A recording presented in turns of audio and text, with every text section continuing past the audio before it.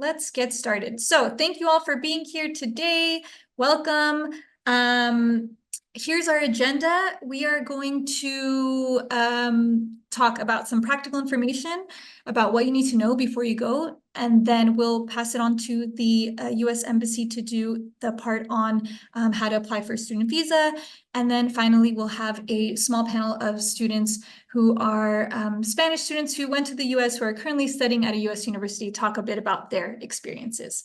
And before we get into the content, if you have any questions, you can use the question and answer box function at the bottom of the screen, and we'll be monitoring that and try to answer as many questions as we can throughout the session, okay? If you can't hear us or you have a problem, you can let us know by chat as well, but please, if you have questions, keep them in the question and answer box. All right, let's get started. So first, what to pack, thinking about those things. Well, to enter the US, the most important things you'll need on you will be, of course, your passport and your visa, as well as a printed copy of your I-20 or DS 2019, depending on the type of visa you have, right? So you want to make sure you have all that stuff with you on hand, and not to forget any of that, of course. Appropriate clothes. So as you know, the United States is a very big country with lots of different cities and regions and climates. So check out the city that you're going to be living in and understand what is the climate like, especially the first few weeks, just so you make sure you're packing appropriately for that. If you're going to be staying at a dorm, you will probably want some bed sheets, and check this, but usually dorms are twin XL bed size, so you're going to want to have the right side bedding. And if you, of course, also if you know you have another living situation arranged, you're going to want to make sure you have a nice comfortable place to sleep at night, and also just a towel to make sure you can take a shower and be comfortable. We have a different outlets voltage system here in Europe and Spain, so make sure that you do take a plug adapter converter so you can use your electronic devices properly there. In the US, make sure everything's charged up and you can use everything properly. Your favorite product. So sometimes we have our favorite shampoo or moisturizer or whatever it might be, and they may or may not have that in the US. So you probably want to take that with you to hold you over, especially until you can find the same one or a substitute once you're there. Your medical record, immunization sheet, and any prescriptions for medication. So these are also really important things to have to make sure you have on you in case you may need them.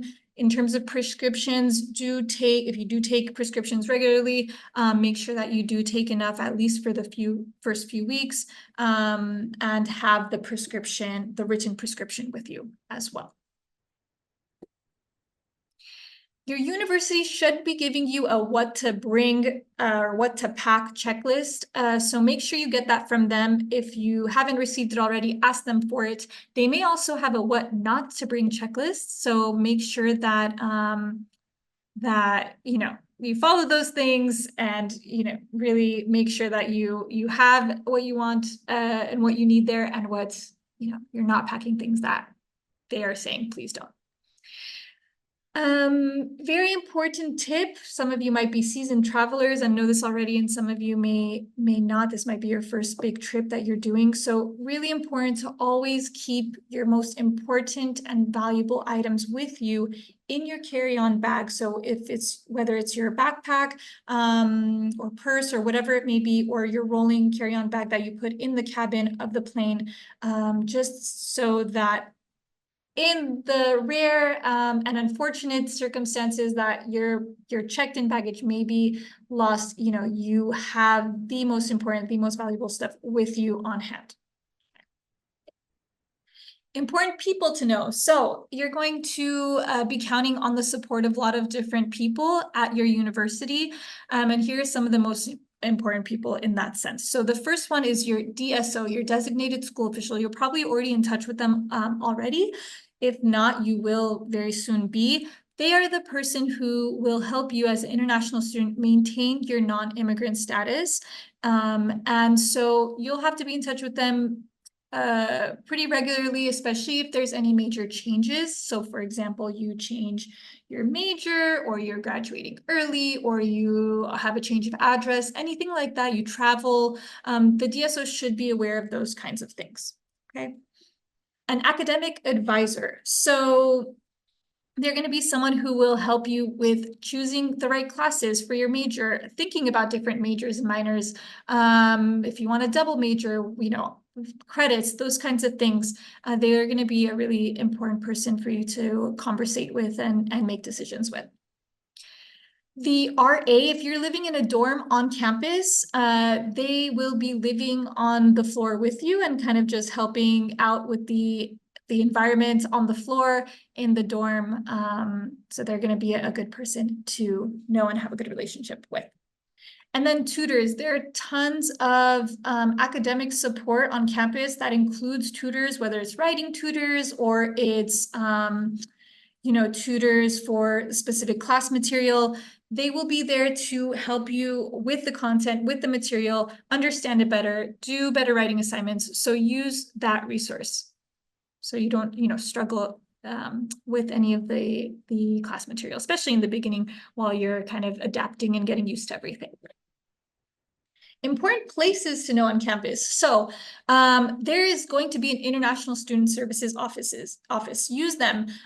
They are fantastic. They're going to give you tons of information. Be there if you ever need anything, whether it's, you need help or more info on a certain topic. They also organize lots of activities for international students and ways for you to kind of get to know each other. And so really, reach out and take advantage of the different things that they organize. A student union or student center is going to be a nice focal point for a lot of activities on campus and kind of a meeting point for students. So make sure you know where that is. There's usually some type of center for academic success, whether it's a writing center, tutoring center, have that within itself. So use them. Like I said, lots of academic support is offered outside of the classroom at the university. So never fear like, if you're struggling, you're alone, or that, you're not going to be able to do well. There is always that support. So please use it.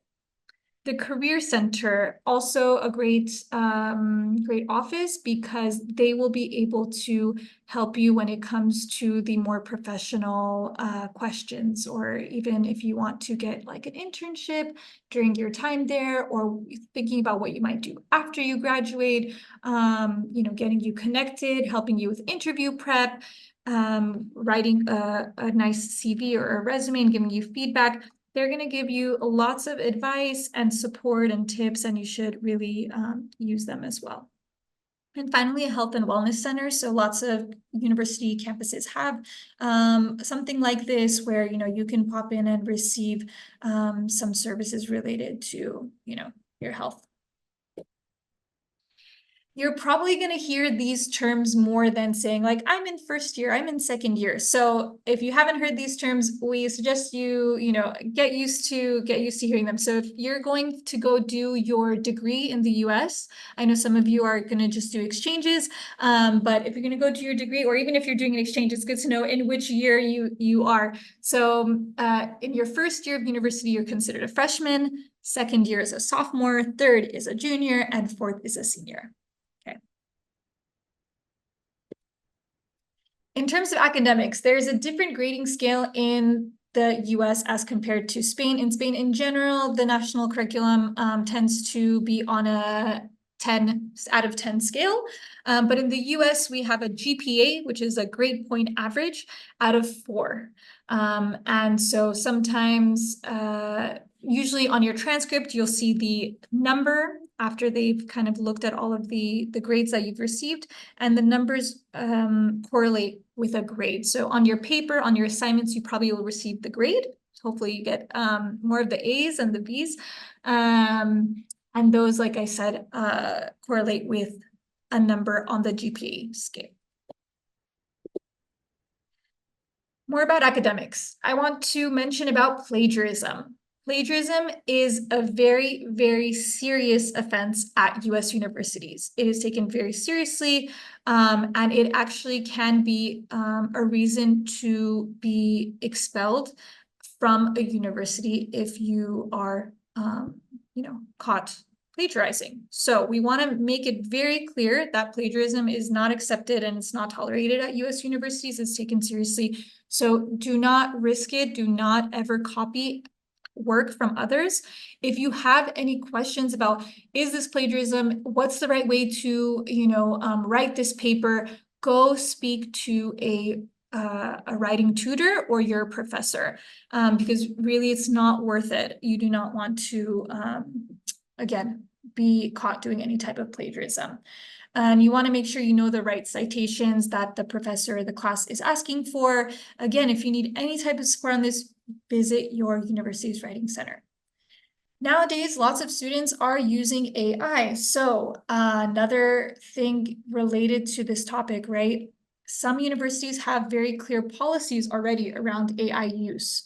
And you want to make sure that you're following that. So please, if you are someone that does use AI, make sure that you check in with your professor, with your university about, am I allowed to use AI? And if I am, to what extent or in what capacity can I use it? Okay.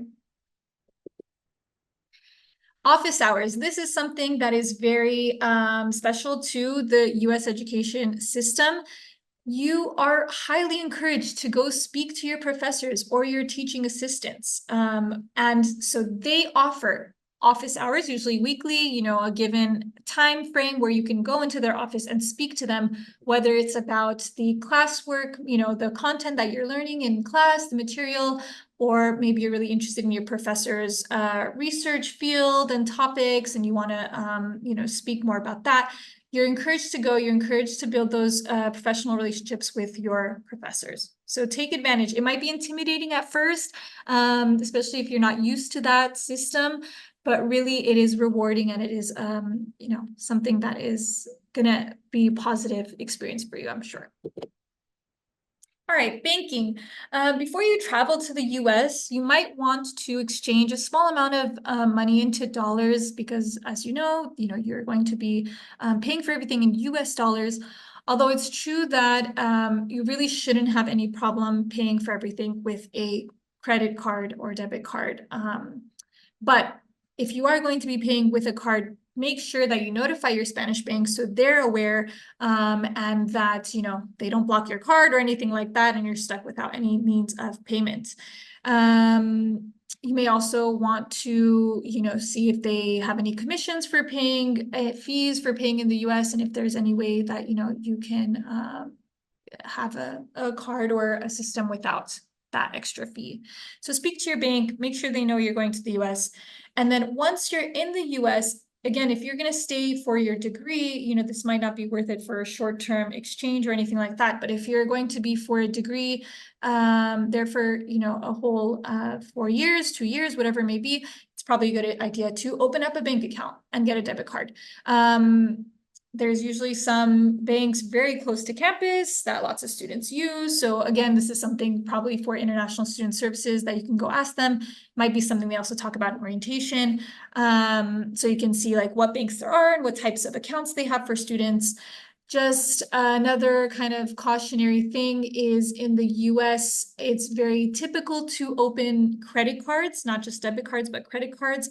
But and they can be really enticing because a lot of times they come with some type of rewards package or a gift or something like that when you open up the credit card. But just be careful with understanding all the fine print and all the conditions of your credit card before you actually open one. Okay.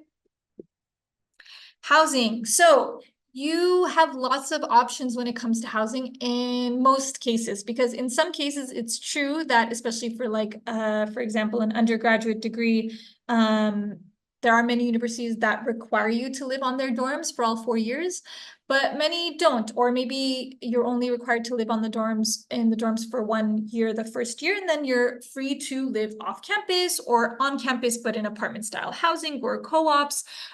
So, see what your options are. At this point, if you're doing a degree program, you probably have already set up your housing with the university, but if not, you should look into that. If you're going for an exchange or maybe a master's or doctorate program, it's sometimes more common to live off campus, either by yourself or with other students. There's also options of living in fraternities or things like international houses, so or even with host families. So lots of options out there. Just what you need to do is kind of figure out what is best for you and your situation. This might be the first time you ever live with other people, and it can be a big learning experience. So here are some of our big tips to think about, to have in mind when you are living with others, especially, like I said, if it's your first time. So things you should do and you're encouraged to do are interact with your roommates, right? They're going to be people that you're going to be around a lot, and you want to have a good relationship with them. Make your space your own, decorate it. You want to be comfortable there and happy there. So, be comfortable in your space, make it somewhere where you like to be, like to study, like to relax. Be yourself. Don't try to be someone you're not just because you think that's what other people like more to impress others. Just be yourself. And it's really good to have open communication with your roommates, right? You want to talk about norms, talk about, schedules or grocery shopping, or how to split the bills if you live in an apartment, or how are you going to keep the place clean, chores, things like that. Things you want to try to not do. Don't invite guests over without talking to your roommate. You are sharing the living space, so you want to respect that it's their place of residence as well. Do not leave a mess in common spaces. Do not take or move your roommate's stuff without asking, especially, and do not host any type of gathering or party without first letting your roommates know and making sure they're okay with that. Insurance, we get this question a lot. So just quickly about insurance, health insurance. So as you probably know, health insurance is private in the US. There is no public healthcare system. So it is mandatory for all international students, doesn't matter if you're going for short-term or a degree, to have health insurance. Now, usually the best option is from your university. Sometimes it's already included in all the fees. Sometimes it's a separate thing that you'll need to purchase. Usually, like I said, the university will offer the best option in terms of being the most economic and kind of covering what they think is the most necessary for students. More recently, I've seen more kind of healthcare providers that are university approved alternative ideas or alternative options. And they can be even cheaper than what the university is offering, but it fulfills everything that the university asks for. And so therefore you could potentially waive out of the university's plan by using another private university approved alternative. So look into that option as well, if you would like. And remember that, health insurance is quite personal. So we have different health circumstances, each of us. And so some people might need additional health insurance, or they might need the health insurance to cover X, Y, Z because of their own circumstances. So make sure you understand what's included. And if you need additional health insurance, that, you're free to purchase that. Car and auto insurance is also mandatory for US drivers. Okay, so you're insuring the car. Okay. Transportation. This will depend so much based on where you live. But in essence, universities themselves are like little worlds, and you'll be able to get around quite easily on campus and everywhere you need to go. But once you want to venture out, like I said, it will depend. Sometimes you're in a big city with a lot of public transportation and metro options, which is great. Sometimes you're in a bit more suburban place where there's buses or shuttles, and sometimes it's a bit more rural, and you might be relying on a roommate who has a car to get around. So this will depend. You'll figure it out once you're there, but you'll always have different options available. If you want to drive in the US, please know that it's going to depend a bit depending on the state that you're in. But in most cases, kind of generally speaking, you're able to drive just for a limited amount of time with an international driving permit. So if you have a license here, driving license here, you could ask for an international driving permit here that you would get. And you could use it on a temporary basis in the US just until you are able to get an actual license from the DMV, Department of Motor Vehicles. This is something you should definitely ask your International Student Services Office about, so they can give you clear directions based on your situation and based on your state laws. Communication. So Wi-Fi is going to be almost everywhere. So you'll be able to connect with Wi-Fi pretty easily because, you know, once you get to the US, you will most likely be getting a new cell phone plan and not using the plan that you have here in Spain. So you'll be able to connect and stay connected and communicating pretty easily, I would say. And again, I'm sure at orientation or at the National Student Services Office, they can recommend some different cell phone plans for students. Be aware that most people in the US don't really use WhatsApp that regularly or Telegram, those kind of messaging apps. I know it might be a shock, but it's true. Most people do use SMS or iMessage if they have iPhones, so just be aware. And it usually is included in the plan, and you have unlimited, you know, SMS and things like that, so shouldn't be an issue. If you're trying to connect with people back home, obviously there's tons of options to stay connected, like FaceTime and Google Hangouts, Zoom, whatever it may be. Just don't forget about the time difference when you're scheduling some check-in time with them. Safety. Safety is really important, and campuses in the US do their best to really make sure that they're safe places, and they're offering you lots of security services to make sure that you feel safe and that you are safe when you are on campus. So make sure that you understand really well what those services are.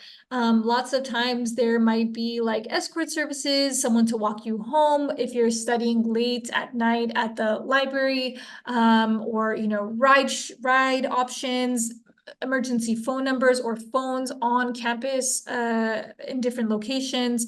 What are the best paths to get from one place to the other, especially when it's late at night, etc. Campus police that you can rely on, or security.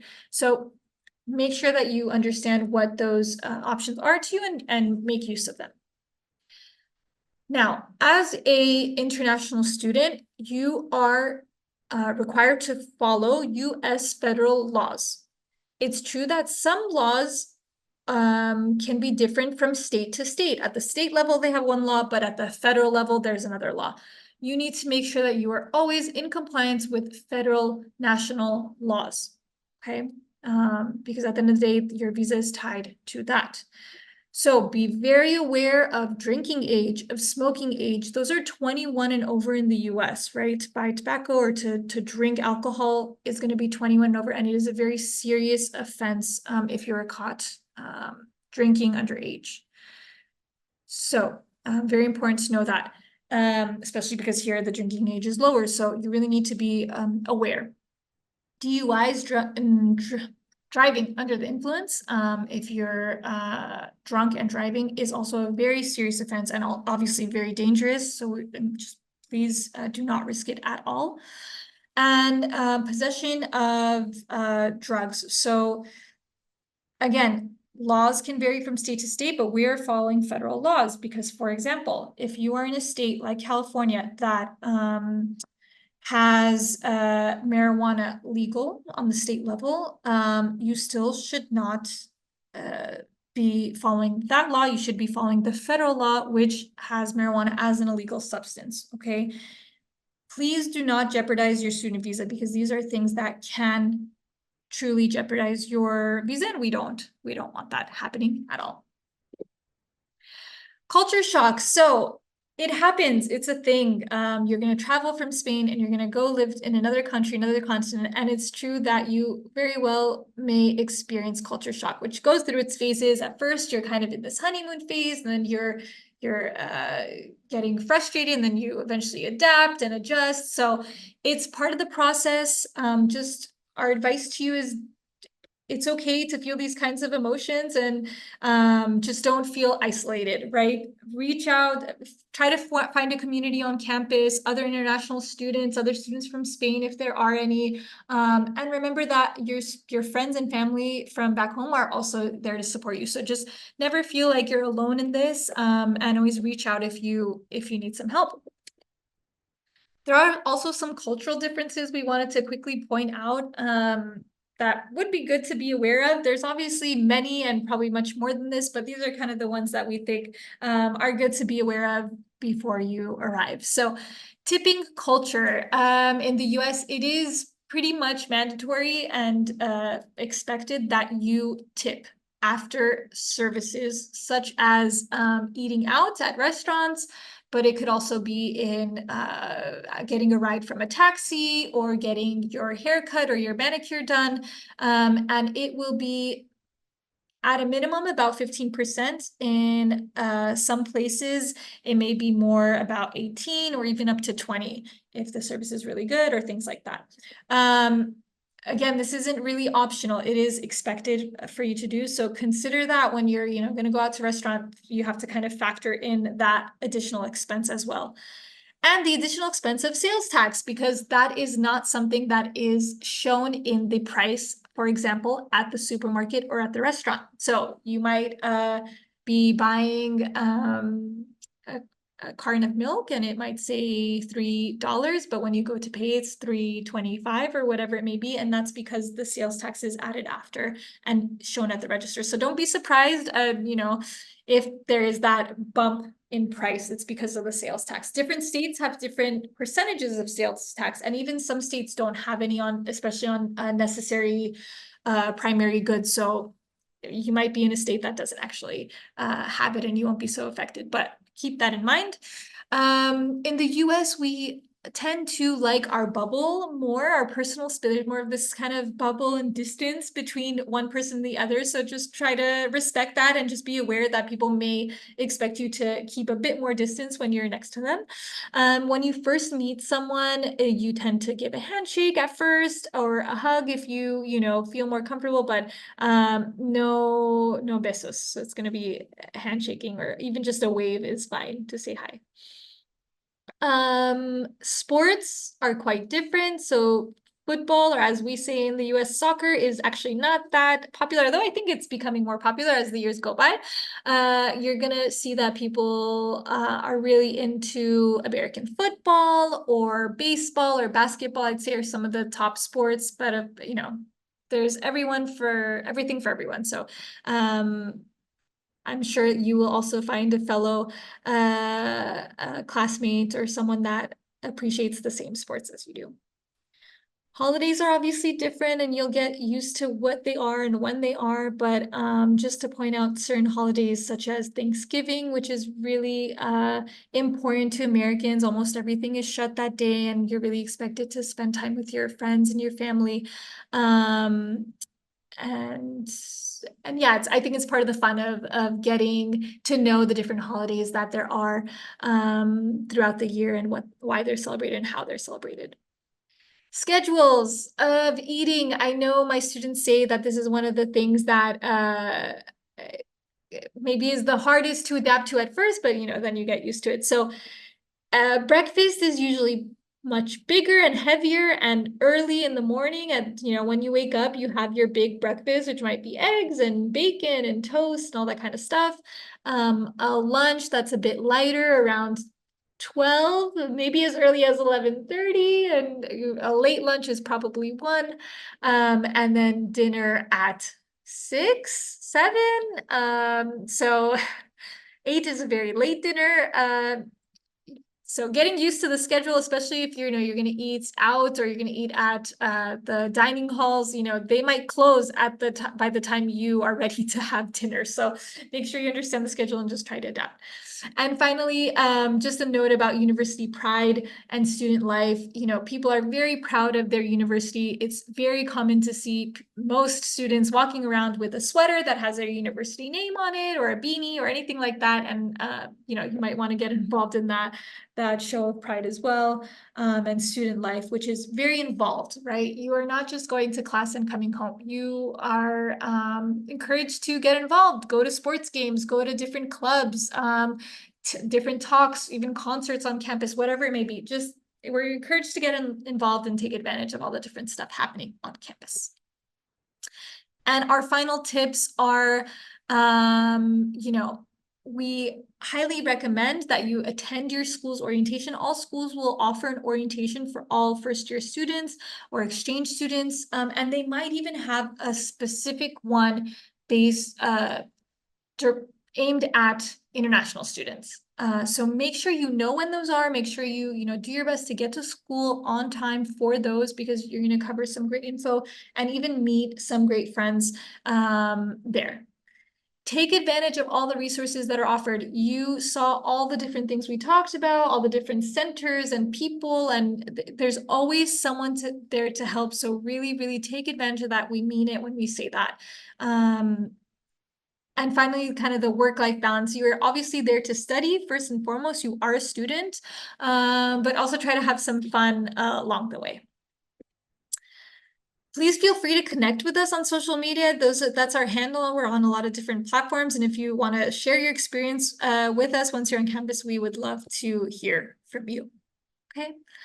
And with that, I'm going to turn it over to our colleague from the embassy who is here to talk to us about student visas, the application process, and give some more information. So I will now turn it over to Hannah. Hi, everyone. Wonderful to virtually meet all of you, and I'm so excited for the experiences you're all going to have as exchange students. I studied abroad twice in university, and it was some of the best decisions I think I've ever made. So I will say we made these slides in Spanish, and I won't subject you all to my Spanish, but if there's anything that you would like me to explain in Spanish, I'm happy to do so.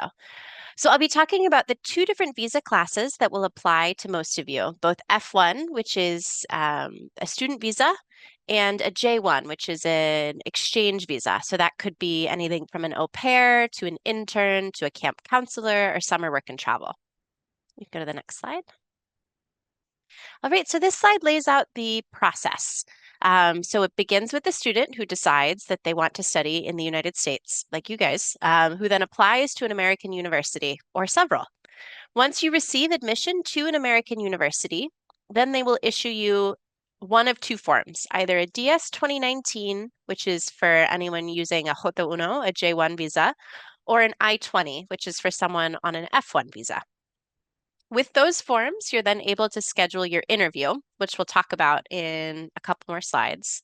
And at the conclusion of your interview, it's time to live the experience and enjoy your time in the United States. Go to the next slide. All right, so these are the two forms that I mentioned in the last slide. So the top slide, or the top of the slide, excuse me, is the DS 2019. And that is for anyone who is going on a J1 visa. A couple really important things to note actually about both of these forms is that if you have the name on the form must match exactly the name that's in your passport. So if you have two last names, make sure that they're represented on this form. That's something that we commonly see that slows people's applications down, because we can't approve a visa where the form doesn't match the passport, because it could cause issues at the border. What else? The DS 2019 needs to be signed, and there's a specific place at the very, very bottom of the form. There's a part of the block that we will have to sign. So just read very carefully and make sure you're signing in the correct spot. And what else? Oh, and in the top right-hand corner, which is circled on the DS 2019 on the top, will be your SEVIS number. We'll talk about SEVIS a little bit, I believe, on the next slide or the slide after. Okay, and then on the, oops, sorry, if we could go back to the previous slide. So for those of you who are going to study in the United States for an entire degree, you'll have a form that looks more like the form on the bottom, and this is the I-20. You'll see the red circle is also where your SEVIS ID would be on this form, and there's also a part that will have to be signed at the bottom of the form. That's all for this one. All right. So the first thing that we'll talk about on this slide is the SEVIS, which I mentioned in the last slide briefly. Basically, it stands for the oh gosh, student, I don't remember what it stands for. Functionally, what it is that it's an online database which tracks your enrollment the entire time that you're in the United States on any kind of a student visa. It allows you to move from one program to another, and it helps the government make sure that you're using your visa correctly. As a result of your participation in a student visa or an exchange visa, you do have to pay a SEVIS fee. Excuse me. And depending on your program, this fee might range from $30 to $350. You pay this fee online before your appointment. And an important note too is that the system normally takes a day or two to process. So I recommend paying your SEVIS fee 2 to 3 days before your appointment. And you'll print out the receipt and bring it with you when you arrive at the interview. The next thing is your DS-160. This is the form that you fill out in order to apply for a US visa. And we see your answers as vice consuls in the window. And it's one of the things that we look at when we consider your visa applications. You have to fill it out completely and correctly. It's super important that all of the information that you include on this form is correct and the truth. And I think that's everything about that. And then finally, once you have paid your SEVIS fee and submitted your DS-160, then you can schedule an appointment. So I understand that there has been difficulties with scheduling this summer, and it's been difficult from our end as well. The current presidential administration has made some policy changes that have required us from the embassy side to adjust our scheduling and adjust the number of appointments that we've been able to schedule.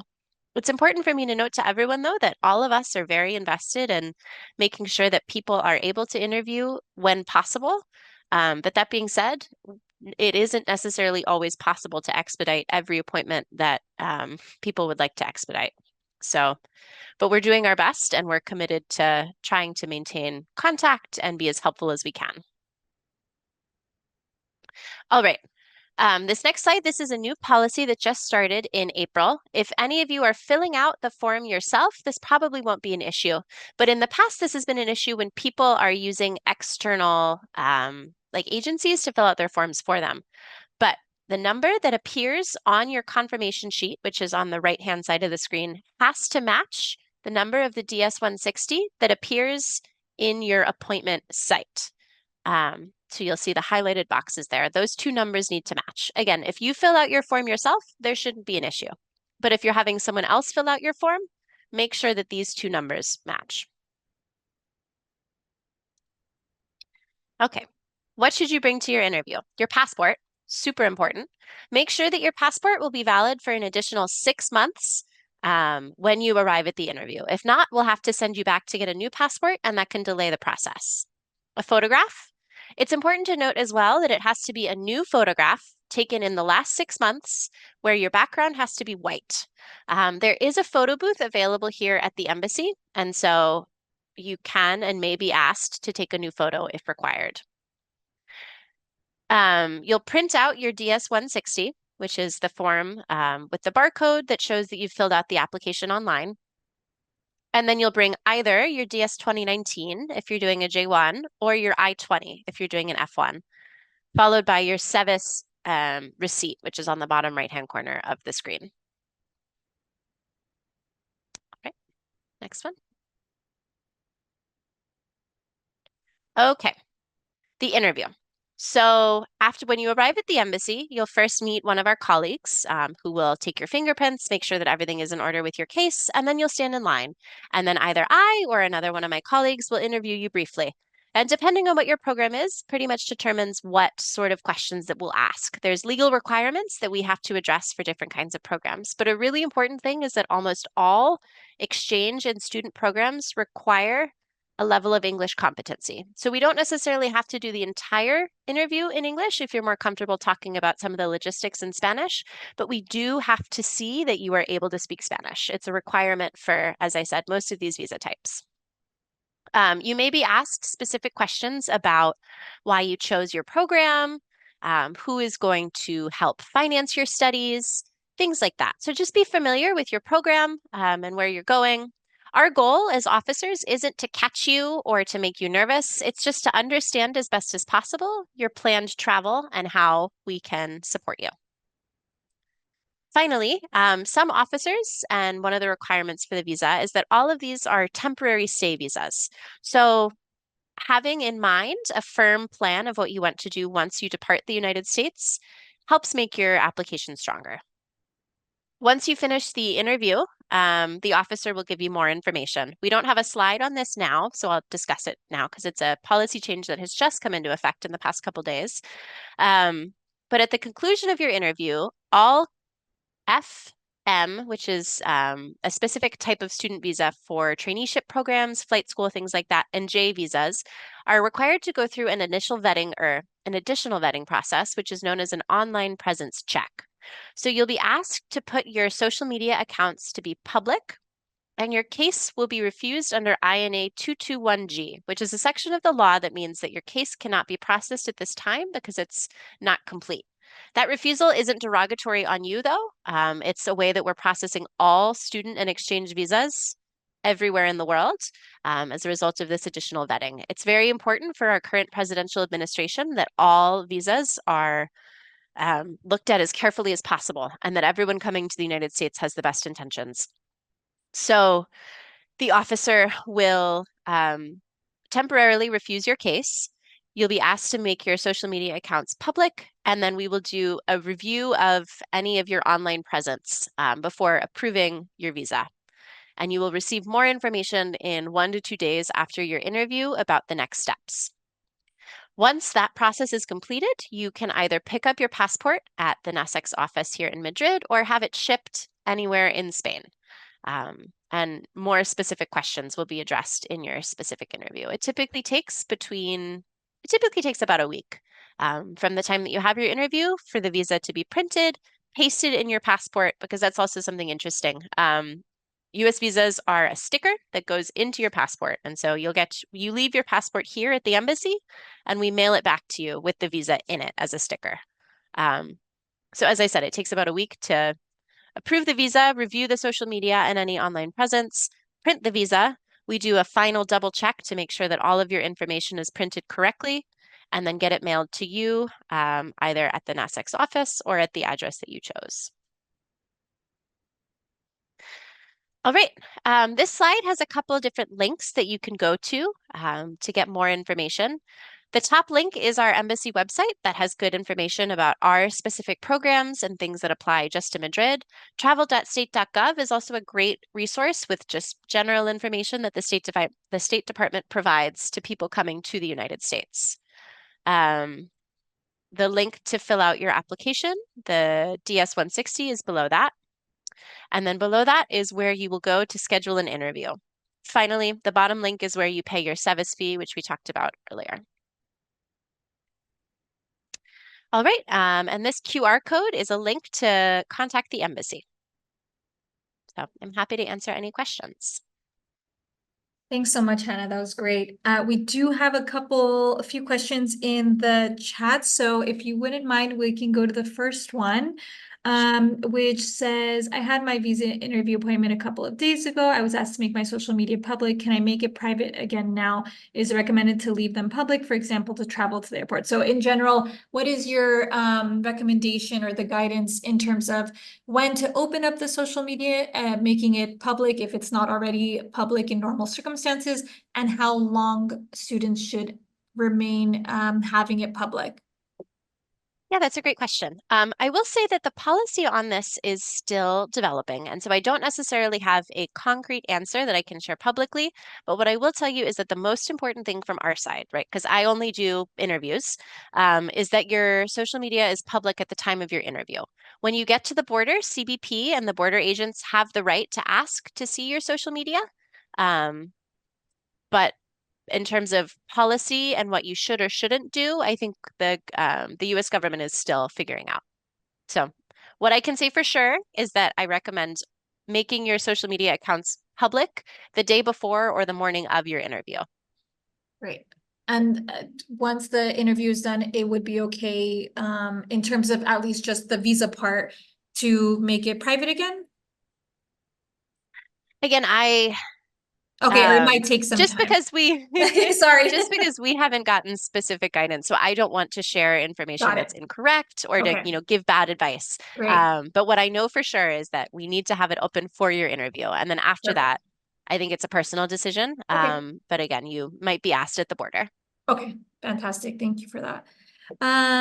Let's see. There's a couple questions here about the passport, the 6-month rule. Oh no, I guess one is a visa expiration and one is a passport validation. So for example, the 6-month rule regarding passport validation, if you already submitted your DS-160 with the old passport number and you're getting a new passport after you've submitted the DS-160, is there a way to edit that information? Is that something you need to edit, or you can just bring it up at the interview? Yeah, you can bring both passports to the interview, and my colleagues at intake will be able to correct the passport number. I wouldn't worry about it too much. Okay. Yeah, if people make mistakes on the DS-160, are they able to correct them, or that's something that they can just note at the interview saying, hey, this one thing is a mistake?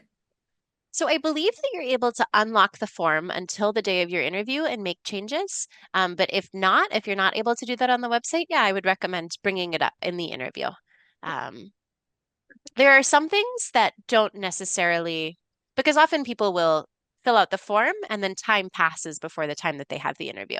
So it's okay if circumstances in your life have changed. If your address has changed, maybe 6 months ago you had this job, but now you have a different job, or maybe, you quit your summer job because it's now the school year.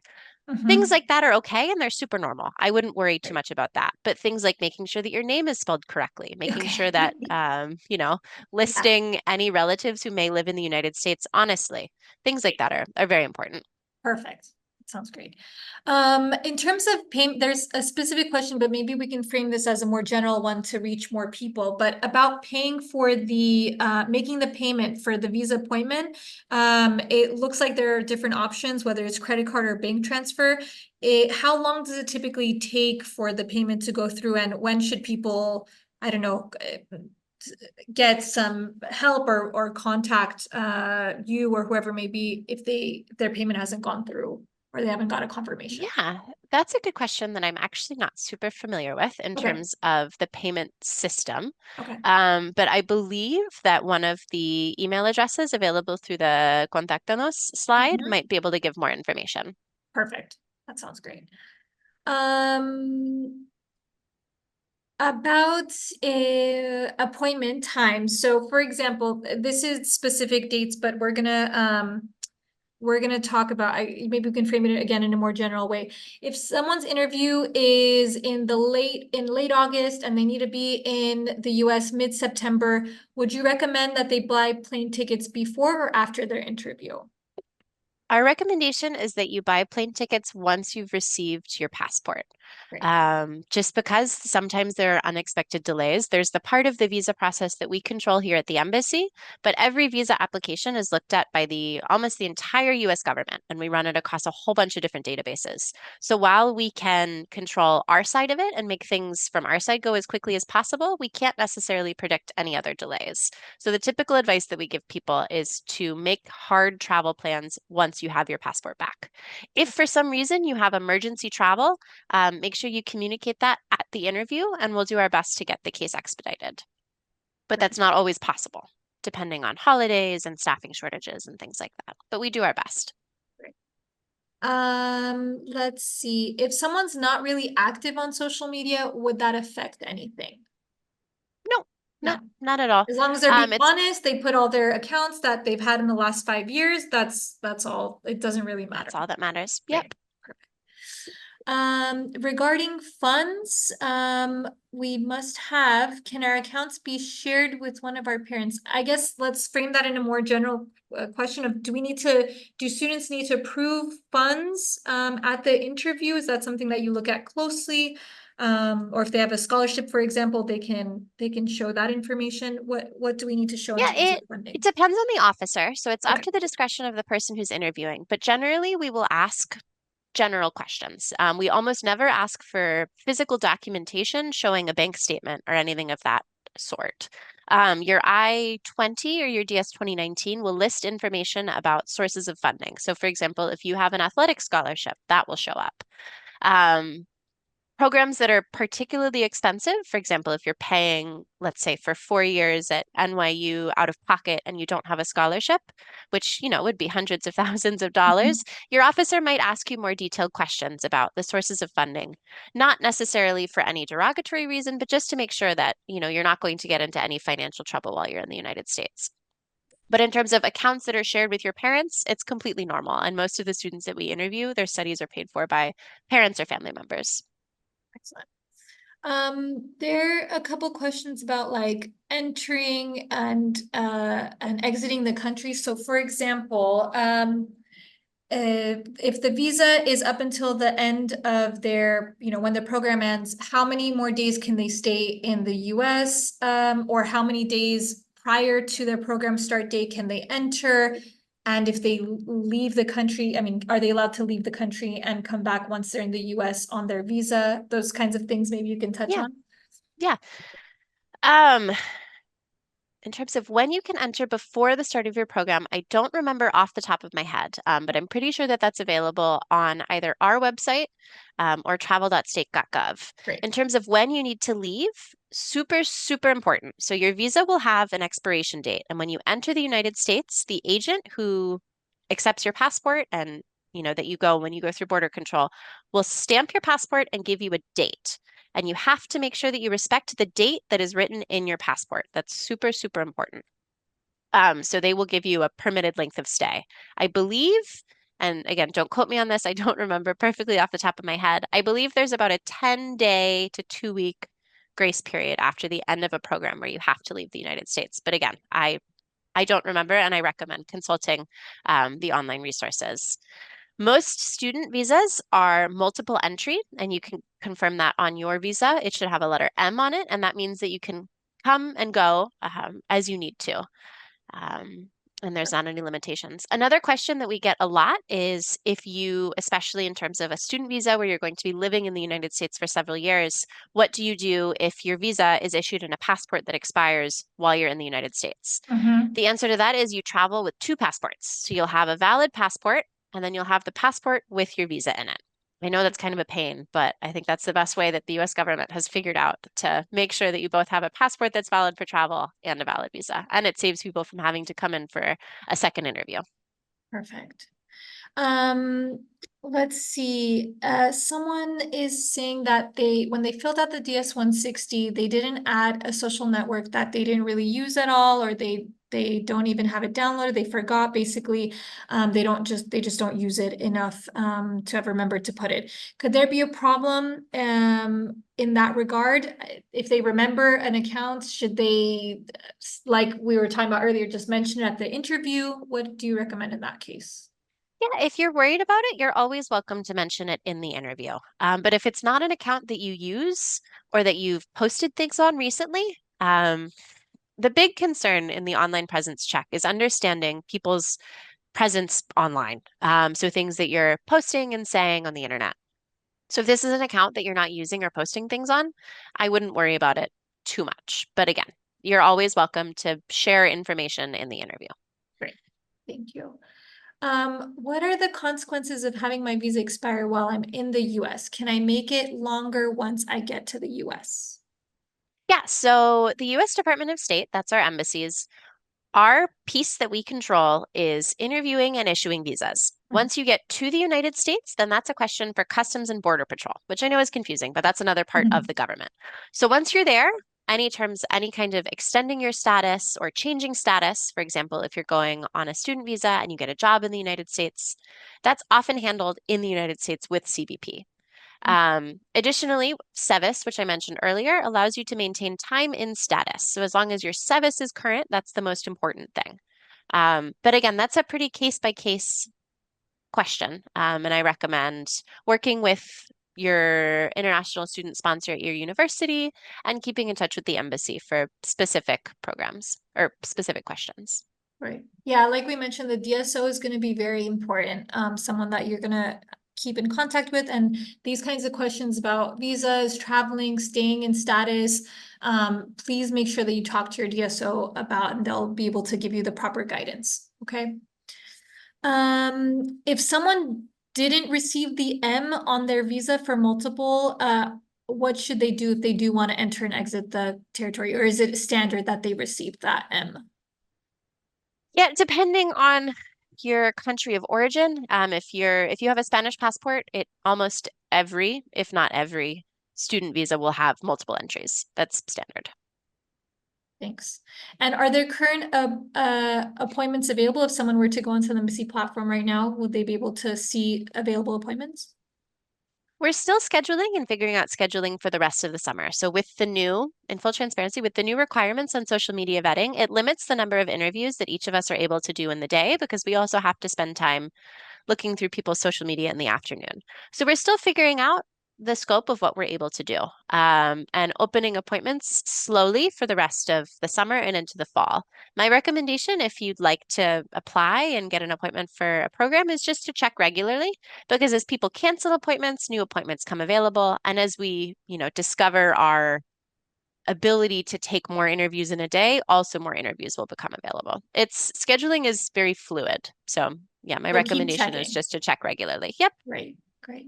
We're doing our best to make as many interviews available as possible while also respecting this administration's security and vetting requirements. Of course. Is it possible if students check, once you make your appointment, can you go back into the system and check if there's an earlier appointment available, or it doesn't work that way? I believe you're able to move to an earlier appointment once you've made an appointment, but I'm not 100% sure. Um, I think there's just a general feeling in a few questions here about how will I know if I will get my visa or passport in time for my traveling, or can I make an urgent appointment? So correct me if I'm wrong, but you had mentioned that it's going to take about a week more or less for the visa to be ready. So if it's getting mailed to somewhere in Spain, should we add on a few more days just to be sure to that, do you think? Yeah, a week is generally inclusive of the shipping time. If you live Perfect. in Great. Madrid, you're able to pick it up sooner, or if you're willing to come to Madrid to pick it up, it's also much faster. But it Perfect. also depends on, I mean, it's very case specific, so it's hard to give a hard and fast answer on how long it'll take.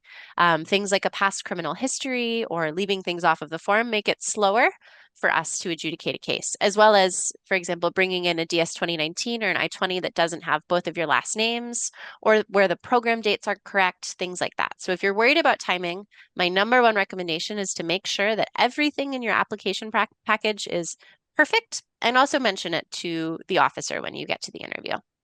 We do our best to try to get things done as quickly as possible while still doing them safely.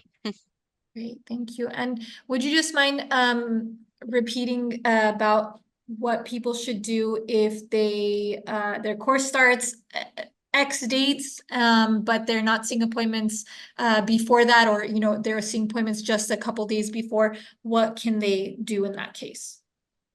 Yeah, you are able to request an appointment expedite on a case-by-case basis. My colleagues read each of them and try their best to schedule, when possible, appointment expedites. So I believe the process, and again, I'm not 100% sure, is that you have to schedule the first available appointment you have that you're able to find, and then you can request an expedite. And that's done through the appointment scheduling website.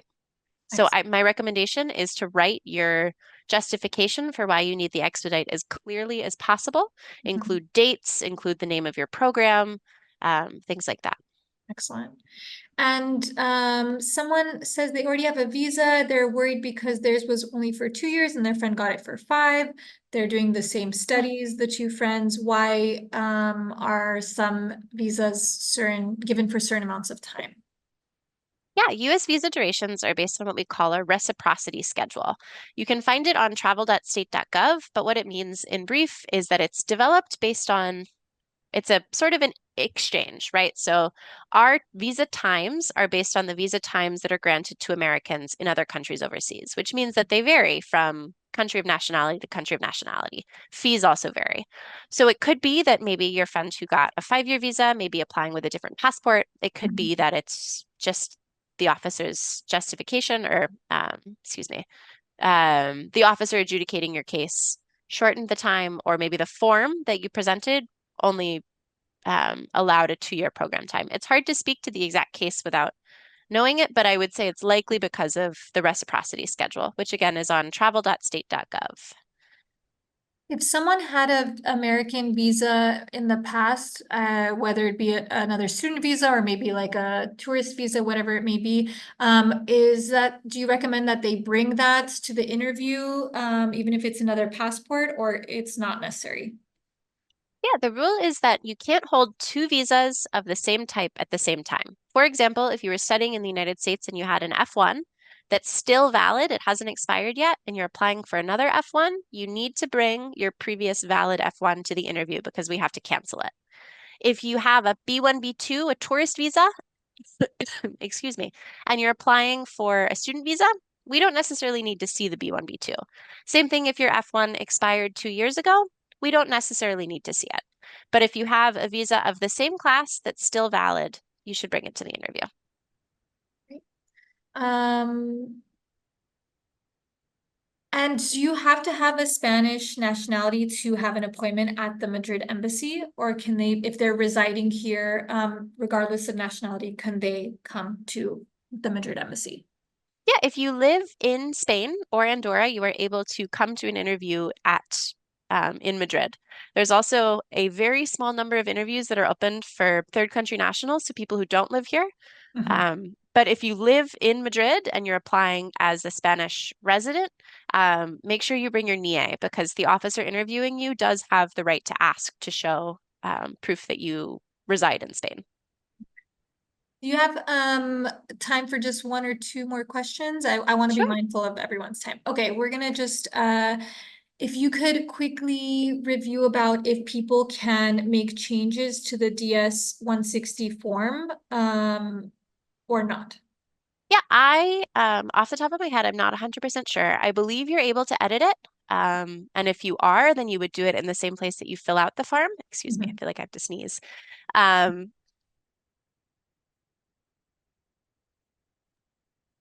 excuse me. I believe you're able to edit it online. Yes. Right. And again, people just pretty stressed about getting things in time.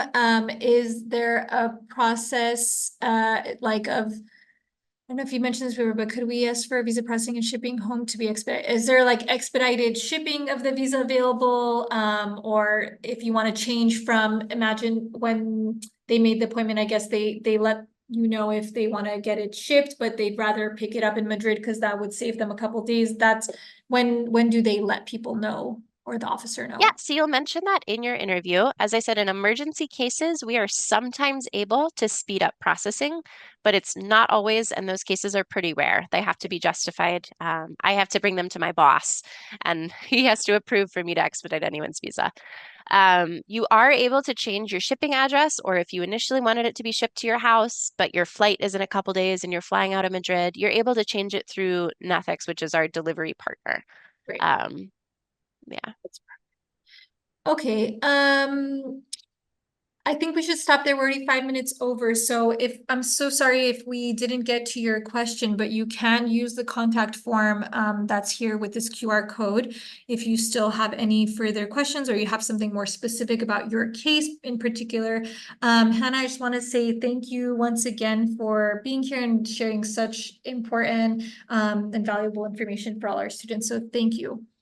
Absolutely. One last note that I just realized I meant to Please. include, and the most important piece of advice that I have is that, as I mentioned previously, this current presidential administration in the United States is looking really carefully at any visa holders during the application process and once they're in the United States. So please be very, very, very, very careful to respect the time and the time that's allotted to you on your visa, as well as the terms of your visa. So if working is allowed, if working is not allowed, as well as US law. You all mentioned earlier drinking laws. Mhm. 21 is the drinking age, and any kind of legal trouble that you get into in the United States, even just getting arrested, can prevent us from issuing you another visa in the future and can lead to your visa being revoked. I really want all of you to be able to enjoy, your full program in the United States and enjoy your exchange and grow as people. So Please don't make me tell you that we can't issue you another visa. Please respect the terms of US law and your visa. That's all. Thank you. Thanks for that. Okay, we're gonna go ahead and move on to the next part, which is our student panel. We have with us two students, Carmen and Laura, who are students from Spain who are studying in the US, but I'm gonna go ahead and let them introduce themselves. Let's start with Laura. Hi everyone, I'm Laura. I'm currently a rising junior in Grinnell, which sounds crazy. I live in Iowa, and I'm doing biological chemistry and Chinese there. And well, as you can see here, there are a couple pictures of campus, some of my friends, and I would say like the most useful academic resources. And my favorite place on campus is the CLS, which is basically like a they kind of guide you on what you want to keep doing after school. They help you figure out internship stuff, ways to be involved in campus and outside of campus. And for my favorite place on campus is the Gay Observatory, which is the one on the corner or the right corner. You can see it's like an observatory where you can see space, and I think it's pretty cool. And yeah, that's me. Awesome, thank you. And Carmen. Hi, I'm Kerman, a rising junior in Georgetown University in Washington, D.C., and I'm majoring in global business and minoring in economics. Yeah, right there you can see some pictures of me and my friend group. I mean, one of those, like the one in the middle, in the last row, is us in the in Ilios, the main cafeteria. And yeah, I mean, I'm loving it. Honestly, yes, it's an amazing opportunity, an amazing decision. So if you can do it, go for it. And yeah, my favorite places on campus are the HFC SC, and it's like a student center, and it's really cool during finals because everyone's really stressed. So you can go there. It's less quiet than the library, so you can share your thoughts, your worries, and it's kind of cool. And then the College Career Center, it basically helps you like guide your career. Maybe you're unsure of what you're gonna do after school or how you wanna focus your studies, or maybe you don't know what to do with your major. So yeah, they have a lot of resources. They help you a lot, and even if you're an international student, they have a lot of resources for us. Maybe internships abroad or in different countries. So yeah, it's kind of cool. Honestly, use all the resources you have at your school, because it's super useful. Great. Yeah, we mentioned that before, so I'm so glad that you're mentioning it again. Use all the resources available to you. So Carmen and Laura go to different types of institutions in different parts of the country. So they're going to give us a bit of their experience about different topics. So we'll start with arriving and living on campus. If anyone wants to jump in and answer any of these questions. So we want to know anything like, what was it like when you arrived on campus for the first time? How did you make friends? What were some of the challenges or surprises in your first few weeks? And where do you live? Is it on campus, off campus, and what's that like? I can go first. Sure. Well, I'm in a very rural part of the United States. I'm in Iowa. So arriving there, I arrived to Chicago and we drove there. And well, I just saw like fields of like corn. Like that was the only thing I could see on my way there, which was like not what you would picture of the US. And I don't know, it was interesting. I guess like I knew where I was going. So Yeah.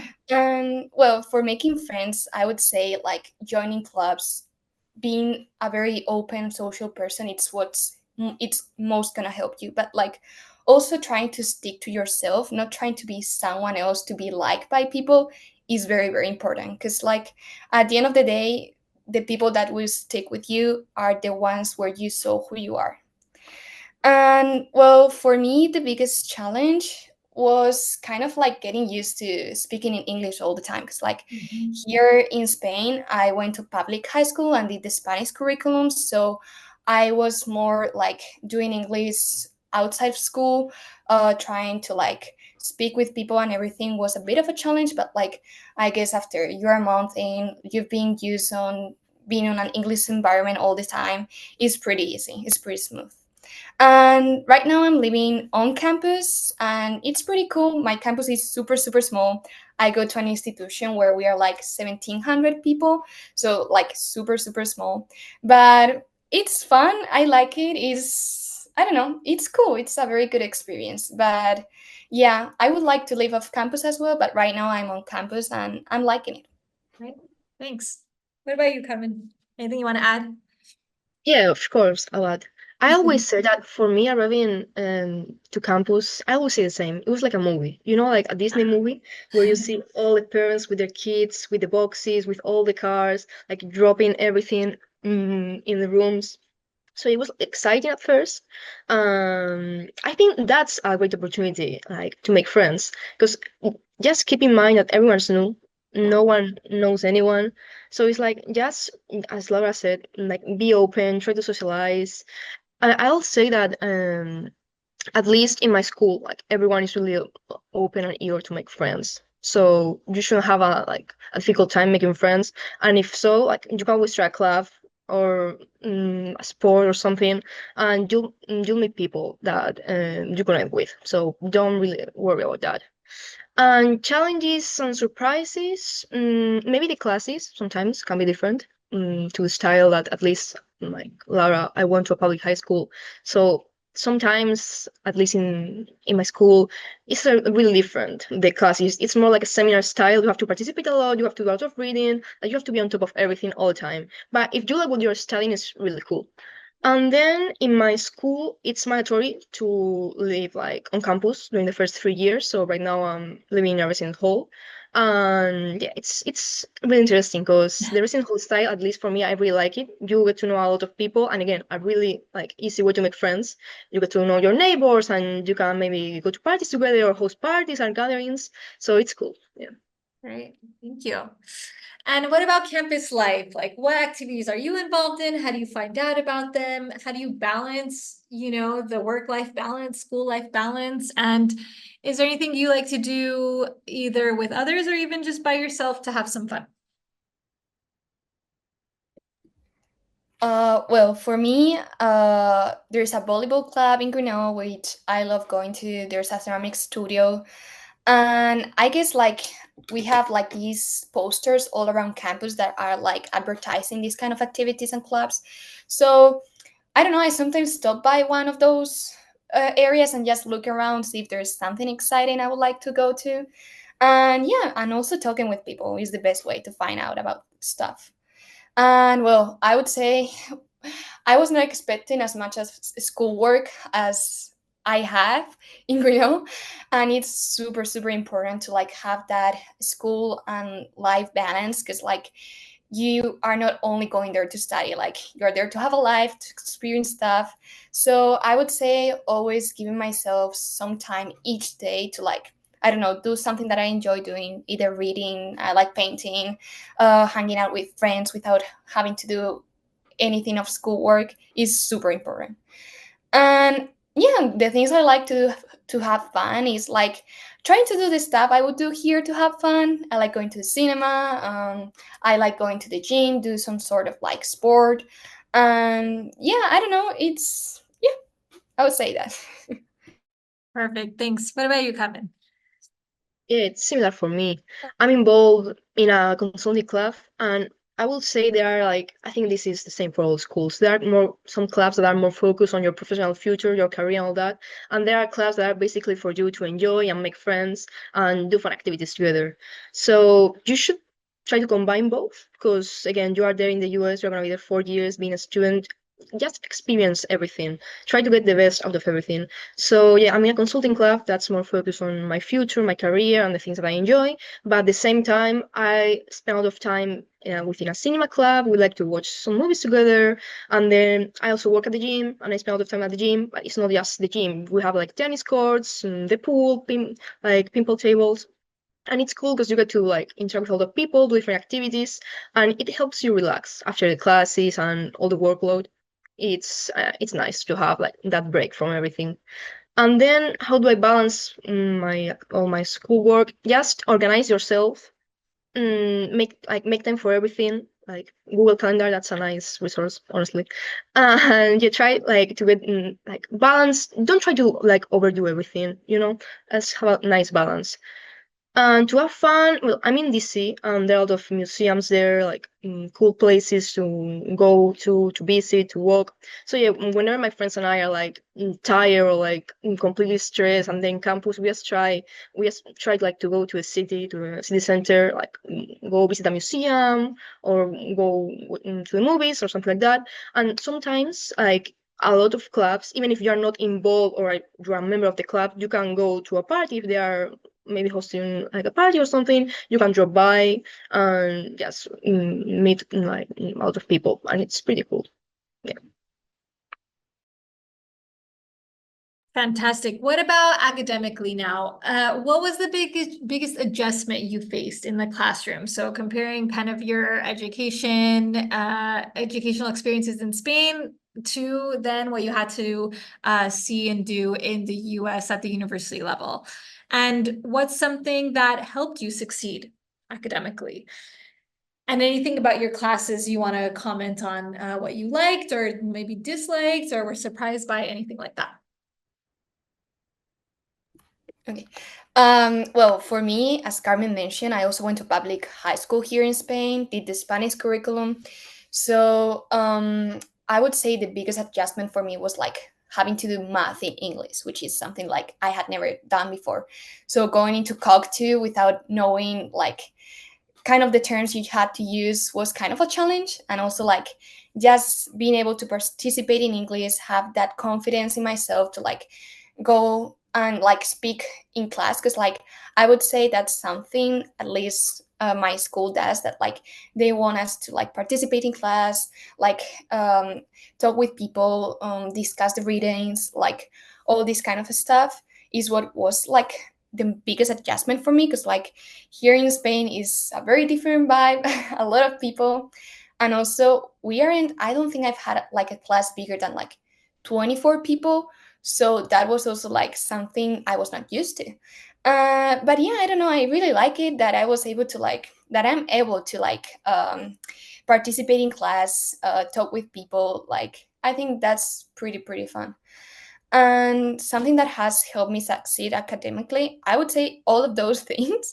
Like office hours are super important. You get to meet one-on-one with your professor and like discuss any topics you're like finding a challenge in class. Tutoring and study groups we also have in Grinnell is more of like skill sessions where you get like upperclassmen that have taken that class and tutor you through the class, which is very helpful. And for me, the only place I can study is the library, because I cannot stand places where people are talking all the time. But I would say one of the things I'm going to try to do next year is just go to more study groups, because it's a great way to meet people, to like understand the topic more. Like, I don't know, it's a great way to like just, cope with what you're doing with someone else. So, yeah. What about you, Carmen? Yeah, for me, it's like completely similar. Yeah, it's like I don't know. I mean, whenever I talk with my friends from Spain, for them it's just like, okay, you have your final, and that's your grade. The grade of the final is the grade you get in the class. And for me, I have classes that maybe the final counts at 20%. 20% towards the final grade, and participation and discussions are 35%. So be ready to like participate a lot. At first, at least for me, was kind of scary, because again, you are an international student, English is not your first language. You can be scared because you have never done that before, but you'll get used to it, and you'll see like a lot of professors also tell this to the classes, like, this is a safe space. Don't be scared of like saying something wrong or making a mistake. Just participate, like open yourself, and you'll be fine. And then about the resources and how to succeed academically, I will say just combine all of those resources. Honestly, just office hours and TAs, that's like a must. You have to do that, because a lot of the times what you see in office hours is what you end up getting on the midterm or on the final. So just do that. And also, if you get a study group, that's again another way to make friends in your class, and go with your study group to office hours, ask the TA, and you'll be fine. Honestly, everything is, at least the classes I've taken, everything is really straightforward, and you really like what you see in class is what you end up getting on the exams. At least that's for me, and that's my personal experience again. And yeah, I've ended up liking participating in classes and discussions because it's better than memorizing like a whole book and then having to write all that down in an exam, you know. And so that's a thing about the American system that I really like. But that again, that depends on how you like studying out your classes. Any words of wisdom as we wrap up? And there are a couple questions, but before we get to them, anything you wish you knew before arriving to campus, and any tips you have for others that are about to embark on this journey? Well, for me, I would say something that would have helped me a lot to just keep calm a little bit is that everything's gonna be fine. There are gonna be times where you're gonna be like, what am I doing? Is this what I want? Like, you're gonna doubt yourself. You're gonna be like, what is going on? But it's absolutely normal. Like, it's okay. You got here because you believe in yourself and you knew there was something that you wanted to do. So I would say just trusting yourself. It's the best time of your life to get to know you, to get to know others around you, to get to know people from all around the world. Like, I have friends from every single continent. Like, that for me, it's absolutely amazing. And yeah, just also reach out to your friends, reach out to people at home. Like, if you're going through a tough time, make sure people know about it so that they can help you. And also have a lot of fun. It's I experience once in a lifetime, and I don't know, I think it's very important to just go with it. It's gonna be fine. Yeah, I couldn't agree more with Laura. This basically you have a once in a lifetime opportunity. Maybe at the beginning you are scared. I was scared. Like during my first week, I was super nervous because in the end you are in a different country with a different language, far away from your parents, from your family, from everything. But again, remember that everything's gonna be fine. You just need to get rolling, you know, and everything will be fine. And some tips for others, I don't know, just try to enjoy. And if you're scared again, reach out to your friends. Make sure to have a good friend group that you can rely on whenever you're scared or stressed or whatever. And yeah, if you're missing your family or your friends, what I do is that I have a weekly video call with my family and my friends. So that way it's you are far away, yeah, but not in the same way. You can still be in touch with your loved ones. And remember that in the end, everything's gonna be fine, and that you have 4 years to get to experience something unique and that you will never experience in Spain. So whenever you are stressed or scared, just remember that, and yeah, you should be fine here. I love that. Those are great tips from both of you. Thank you. And great things for our students to consider, right? Of just everything will work out. It always does. But also, take care of yourself and make sure you surround yourself with good people, whether it's new people that you meet on campus or your friends and family back home. Just make sure you always have that support network in case you need it, which is very important. Thank you both so much. I loved hearing about your experiences. If you don't mind, we can move on to some questions. Yeah, there's some interesting ones here. For the first one, for example, do you remember what it was like getting from the airport to the university the first time? Was that something that you arranged yourself, or did your school help you get to the airport, from the airport to your university with a shuttle, or someone met you or anything like that? For me, my parents came with me to the US, so we just rented a car from Chicago and drove all the way to my university. I know my school offers shuttles, but not at the beginning of the year. It does in breaks, Christmas break, and but not at the end of the year. So this is something you end up talking with people. My school also offers a transportation facilitation number, so in case you need someone to drive you to the airport, because I'm in a very rural place, so it takes me an hour car ride to get to the airport. That's how I would do it. I reach out to people I've worked with, or my host family, which is a program my school offers where we get to have some time with family living there, and they have offered to give me a ride to the airport. So I think you need to see for yourself if your school offers shuttle facilitations, or like if there is someone that you know that is going to the same school first year, talk with them in case they are going with their parents and that like they can give you a ride. I guess like it depends. I am in a very rural part of the US, so Cool. And Carmen, was it different for you? I remember I Ubered from the airport Okay. to campus, but I'm not sure if my school offered like a shuttle service at the beginning of the year during moving season. But yeah, as Lava said, this is something that maybe not for your first time there, but for like maybe winter break or so, you end up talking with people or with friends. And for example, for me, after this winter break, I was at the airport and I saw like 3 kids from Georgetown too, because I mean they all wear merch, like the sweatshirt Yeah, or the you can hoodie, identify them. you can identify them, and it's like you can tell them, hey, can we like Uber to campus together, or can we get a taxi together? Cool. And usually yeah, it's fine. You can do that. But it depends on the school again. I think there are schools that offer like a shuttle service or something similar. So check, and if you are unsure of what to do, you can always like send an email to a school or something like that, and I'm sure they will answer and help you. Exactly. It's not a problem to contact your school. They are there to help you. They want to help you. So contact whoever that contact person is at your school to ask about these kinds of things. Do you offer a shuttle? Or if not, what's the best way? They might give you some inside information that you might not be able to find so quickly through a Google search. So make sure that you take advantage of that. Another question I think is interesting is if you had to bring things with you from the US, from Spain to the US, in terms of your dorm room? Like, did you have everything available for you already there, or did you bring it with you in terms of bed sheets and towels and different cleaning products, whatever it is? Any for me, must-haves? sorry. Sorry, any must-haves that you had to take with you from Spain to the US, especially for the first few days, or else you would have been in a bad situation. Yeah, no, absolutely. I would say the most important stuff, I would say, is just like what you will bring to like a trip. Like I would say a towel is very important because like when you get there, you want to take a shower. Some maybe like some clothes. I wouldn't say to overpack because like there you're gonna be able to buy whatever like bed sheets, everything. I didn't bring my bed sheets. I bought them in Walmart.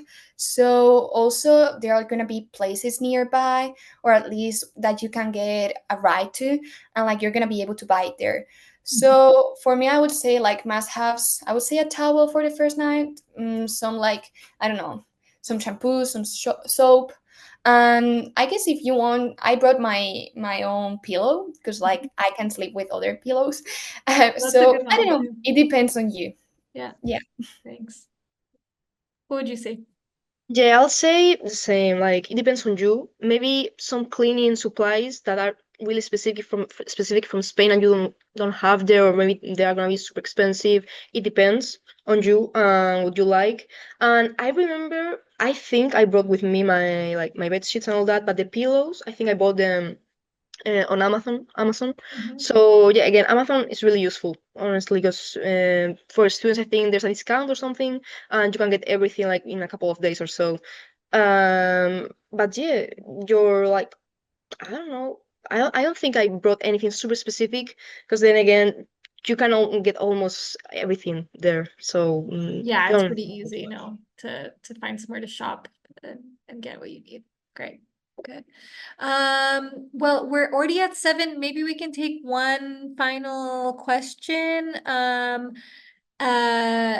there's a question about like given that people in the US can drink alcohol only if they're 21, are parties alcohol free, etc. I'm just going to quickly comment on this and say that just again, you just have to be careful, because even if the party is happening on campus and it looks like no one is monitoring, there is always the possibility that campus police or the local police can come and check and things like that. And really, you just want to be super careful as international students, because maybe the person sitting next to you is from the US, and they're going to get a slap on the wrist, but you are actually putting your visa in jeopardy. So just always please keep that in mind. It is quite serious. So that's all we'll say on the matter for now. And I thought that this lab question was interesting because Laura, you're doing biology, right? So do you have labs always in your classes or in your general classes? Do you have to register separately for lab courses? What is it like studying biology? Yeah, well, I'm doing biological chemistry, but yeah, I also have lab courses, but they are included in like my classes. So for example, I had to take Intro to Bio and Intro to Chemistry, and both of the classes had labs. This is something that I don't know how it works in other institutions, but at least in Grinnell, you have to take the lab with the lecture class. Okay, So you part of have the program. yeah, Part of the in my course. case, I have like 50-minute lessons 3 times a week and then a 3-hour lab every week for each science class. Yeah. And Carmen, you're studying business and economics. Did you have to take a science course as part of kind of your general education? And did that have a lab? Yeah, there's only one course. It's called Science for All, and everyone has to take it. I haven't Interesting.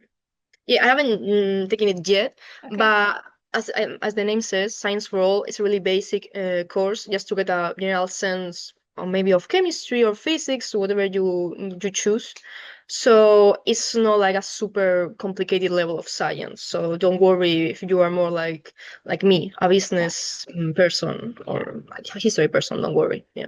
Well, it's fantastic. Well, I'm going to leave it here because we want to be mindful of everyone's time. We're a little bit over as it is, but thank you both so much again for taking the time and to share your experiences, in many ways different ones because you're kind of at different campuses studying different things, but also very similar in a lot of the things that you experience. So that's also cool to see.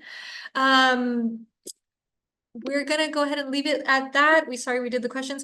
Thank you everyone who attended. And again, if you need anything from Education USA, you can always reach out to us. You have our contact. But if not, we don't hear from you. We wish you the best of luck. And we're really excited for this journey that you're about to embark on. So thank you all. Bye. Bye-bye.